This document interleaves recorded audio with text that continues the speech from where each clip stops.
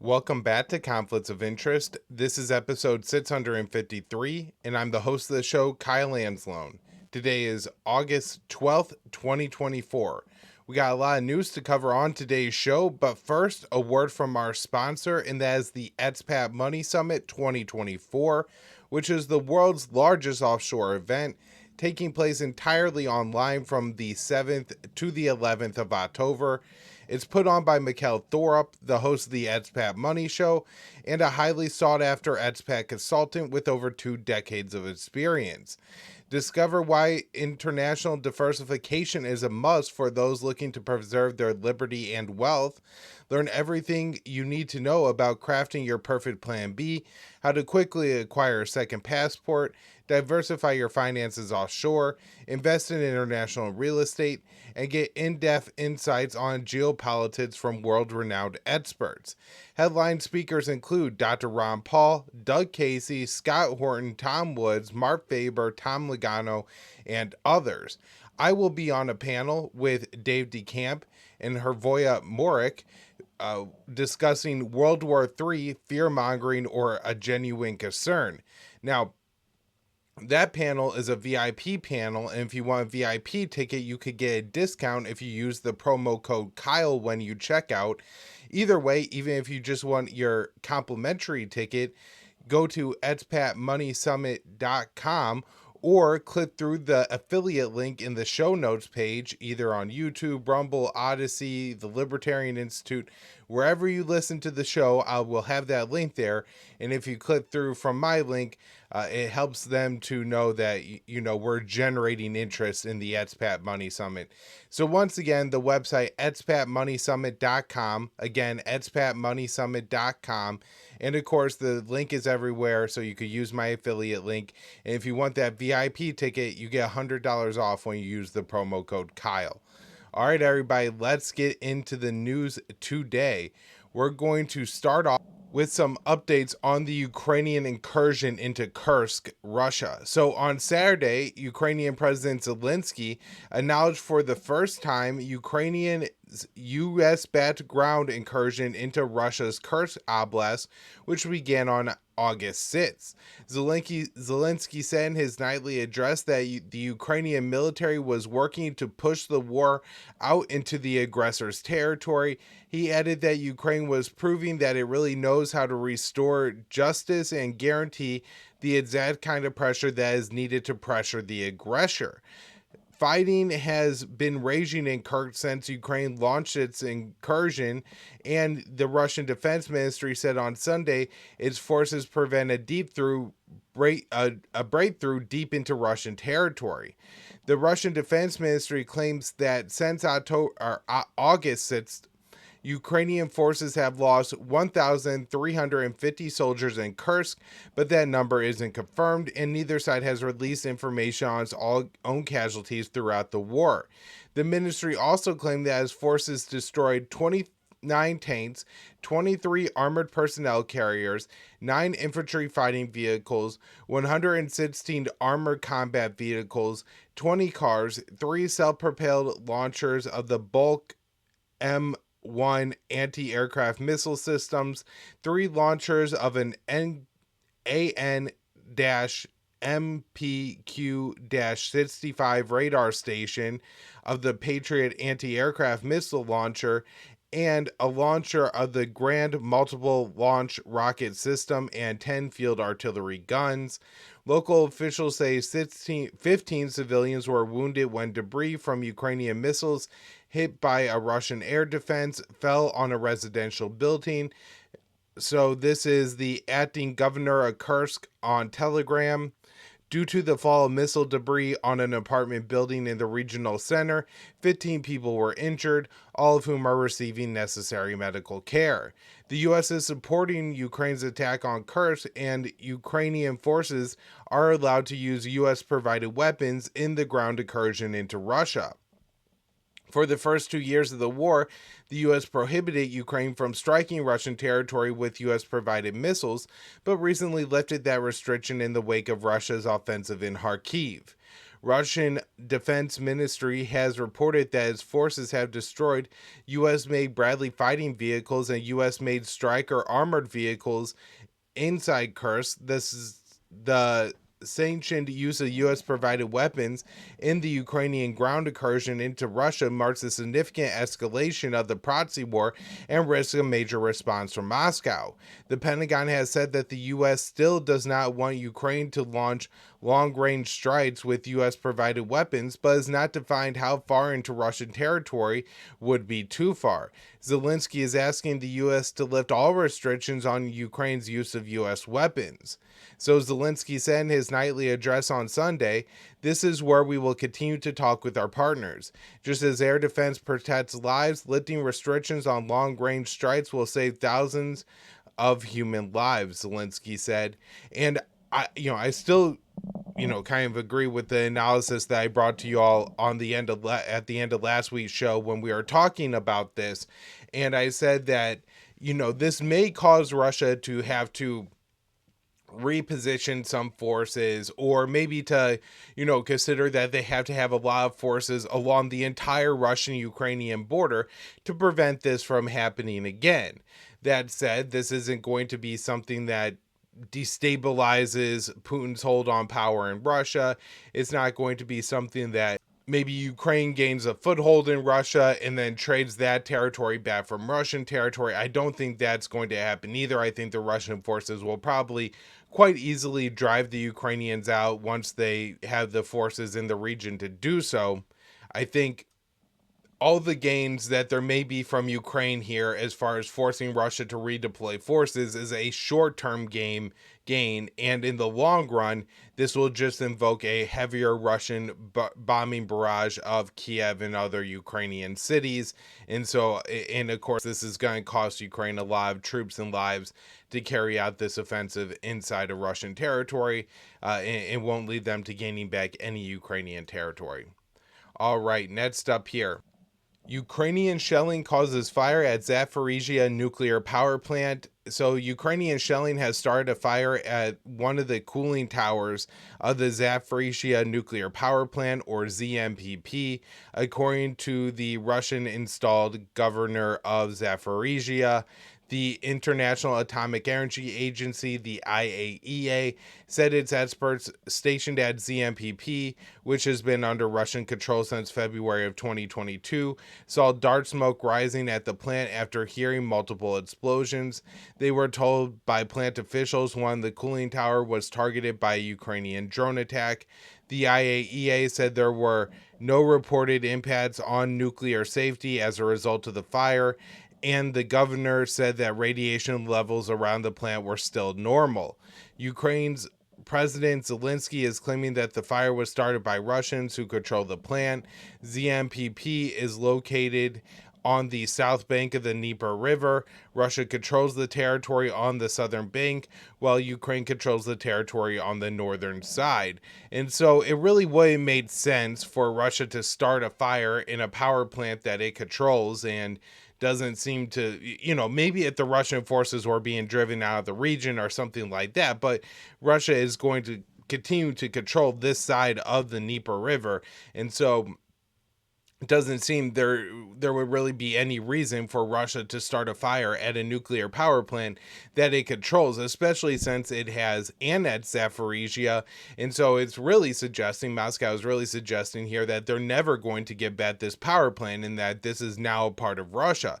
And so to start a fire at a nuclear power plant within your own territory seems like a particularly foolish thing to do, and it seems unlikely that that Russia had intentionally started a fire here.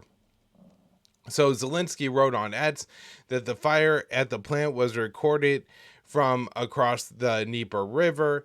We have recorded from across the river that Russian occupiers have started a fire on the Zaporizhia nuclear power plant, he wrote. He also said that radiation levels around the plant were normal. However, as long as Russian terrorists maintain control over the nuclear plant, the situation is and cannot be normal, he added. The ZMPP and the area around it have come under frequent shelling throughout the war, which Ukraine always blames on Russia. Ukrainian forces have launched several failed attempts to retake the plant. And so it's pretty common that we say, the Ukrainians are claiming that it was the Russians that, caused the attack on the plant. The Russians claim it's the Ukrainians. It makes more sense that it would be the Ukrainians, given the Russians control the power plant and want to annex Zaporizhia, and the Ukrainians are actively attacking the power plant to take it back. It would make sense that, would likely be one of their drones that ended up starting this fire. All right, let's move on to some news about the Middle East and Israel. This one I wrote for antiwar.com on August 9th. U.S. to release $3.5 billion in military assistance for Israel. So the State Department is set to release $3.5 billion in foreign military financing to Israel. The massive transfer of funds comes as the White House is asking Israel to investigate claims of rape in detention centers for Palestinians. CNN reported speaking with multiple officials who confirmed the funds will be released. The money was allocated by Congress in the $95 billion foreign military aid bill that includes $61 billion for Ukraine and $14 billion for Israel. The Foreign Military Financing, or FMF, is a State Department program that gives U.S. taxpayer dollars to foreign governments to purchase weapons from American arms dealers. However, Tel Aviv is allowed to use some of the FMF funds on Israeli-made weapons. As the funds are already used to contract with arms dealers, the weapons are typically not delivered immediately. Israel is heavily dependent on the U.S. to arm its military, giving Washington significant leverage over Tel Aviv. Over the 10-month Israeli onslaught in Gaza, the White House has resisted domestic pressure to condition arms sales to Israel. The release of funds will likely be viewed by the Israeli Prime Minister Benjamin Netanyahu as a green light for Israel to continue its brutal treatment of the Palestinians. One point where the White House could have used the FMF funds as leverage was to push Israel to investigate the rape occurring in its detention facilities. Late last month, Israeli police arrested several soldiers accused of sodomy as a means of torture that left the victim bleeding and unable to walk. The State Department spokesman, Matthew Miller, said the U.S. wanted Israel to investigate the allegations. Miller stated at a press conference, when there are alleged violations, the government of Israel needs to take steps to investigate those who are alleged to have committed the abuses and, if appropriate, hold them accountable. He did not call for an independent investigation, however. At least some of the soldiers have been released. Israeli officials have protested the arrest of the perpetrators, arguing it is not a crime to rape Palestinians. Earlier this week, the Israeli human rights group Bet Telem published a report describing the Israeli detention facilities for Palestinians as a, quote, network of torture camps.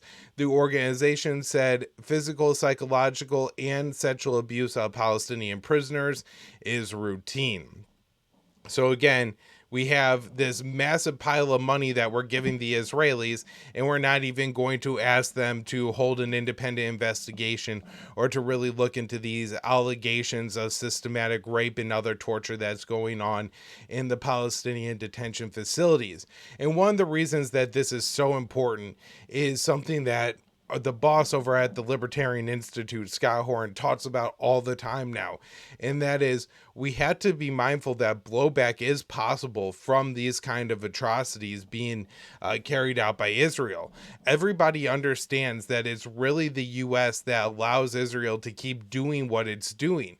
And so if the U.S. is giving Israel endless supply of weapons and other support, and then Israel is using that support to rape Palestinians in detention facilities, as well as just carry out all the cruelty it's carried out in the Gaza Strip, whether it's the bombings or the deprivation of aid and the people starving to death and dying of treatable medical conditions, then some of that retaliation is going to be directed at the United States of America. If you look at some of the incidents that provoked the 9/11 terrorist attacks against the United States, They were massacres of the Palestinians and things that the Israelis did to Palestinians that were just absolutely unconscionable, bombing refugee camps and things like that. But this is happening almost on a daily basis in Gaza.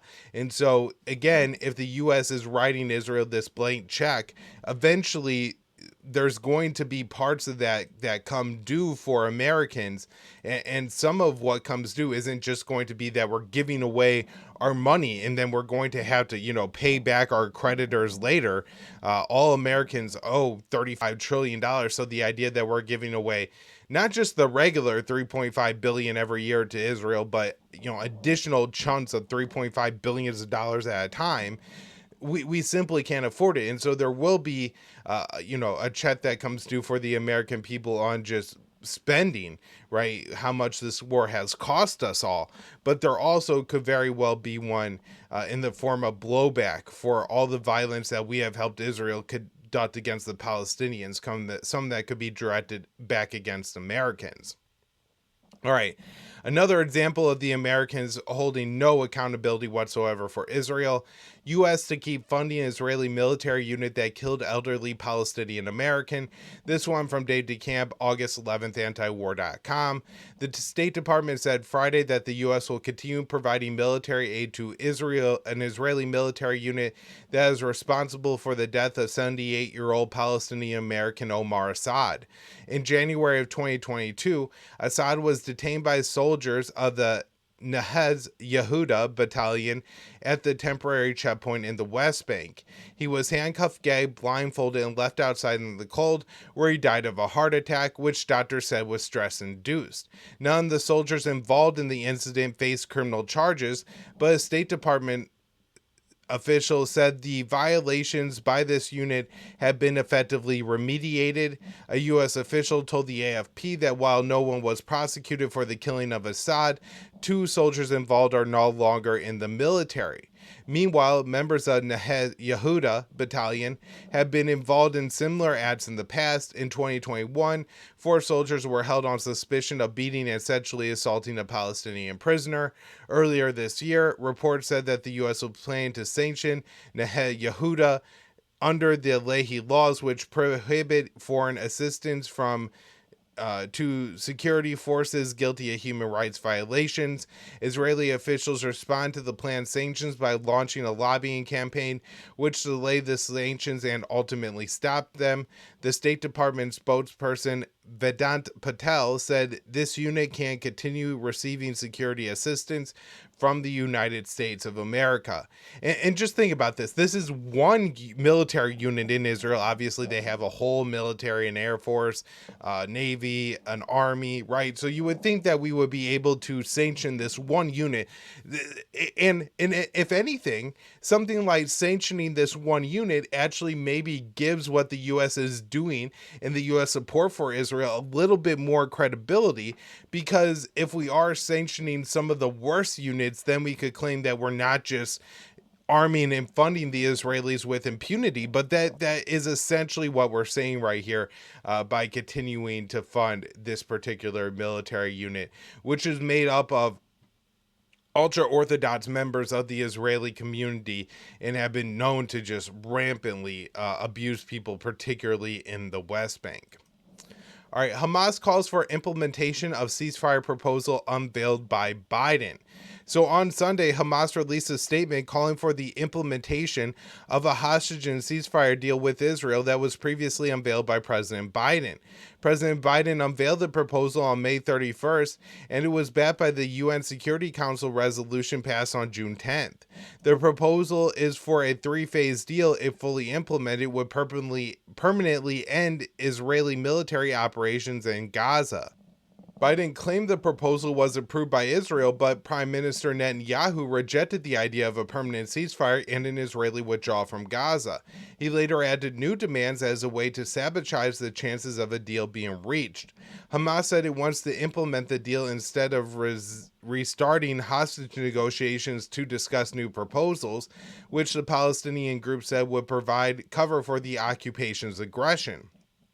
Hamas said it demands that the mediators present a plan to implement what they propose to the movement based on Biden's vision and the UN Security Council's resolution, and compel the occupation to comply. The demand from Hamas came after the U.S. and its mediating countries, Qatar and Egypt, released a statement calling for Israel and Hamas to resume negotiations. The talks have been suspended since Israel killed Hamas's political chief, Ismail Haniyeh, in Tehran. Haniyeh has been replaced by Sinwar, the group's leader in Gaza. Qatar and Egypt believe that Israel won't agree to a ceasefire deal unless there is real pressure from the U.S. on Israel, which Washington has refused to use its significant leverage over Tel Aviv. The U.S. has not publicly blamed Netanyahu for the lack of an agreement, even though Israeli officials and media outlets have widely acknowledged that his demands are thwarting a deal. All right, next up here, let's move on and talk about the potential for a wider conflict in the Middle East. This one from Day to Camp, August 11th, antiwar.com. Report: Israel tells U.S. that Iran is planning large-scale attack. So the Israeli Defense Minister Yoav Gallant told his counterpart, Secretary of Defense Lloyd Austin, that the Iranian military preparations show Iran is preparing for a large-scale reprisal attack against Israel. The report said that new Israeli intelligence assessments say Iran is likely to launch an attack in response to the Israeli killing of Hamas's political chief Haniyeh in the coming days, or Haniyeh. Israel previously thought Iran might be rethinking its attack due to U.S. pressure. Last week, Israeli officials discussed the possibility of launching a preemptive strike on Iran if they had intelligence that the Iranian reprisal attack was coming, which could escalate the situation even further. Sources told Axios that Israeli intelligence believes Iran might launch the reprisal attack before Thursday, the day the U.S., Qatar, and Egypt said they want hostage negotiations between Israel and Hamas to restart. Iran's mission to the UN said that Tehran is hoping its reprisal attack will not impede ceasefire negotiations. We hope our response will be timed and conducted in a manner not to the detriment of a potential ceasefire, the Iranian said.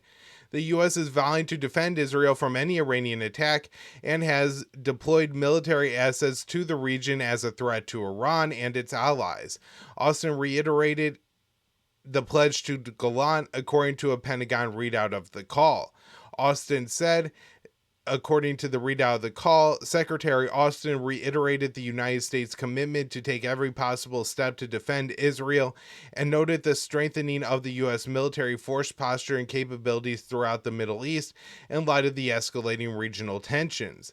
The readout said that the deployment of the U.S. aircraft carrier USS Abraham Lincoln and its strike group to the Middle East would be accelerated. Austin said the U.S. also ordered the deployment of the USS Georgia, a guided missile submarine, to the area.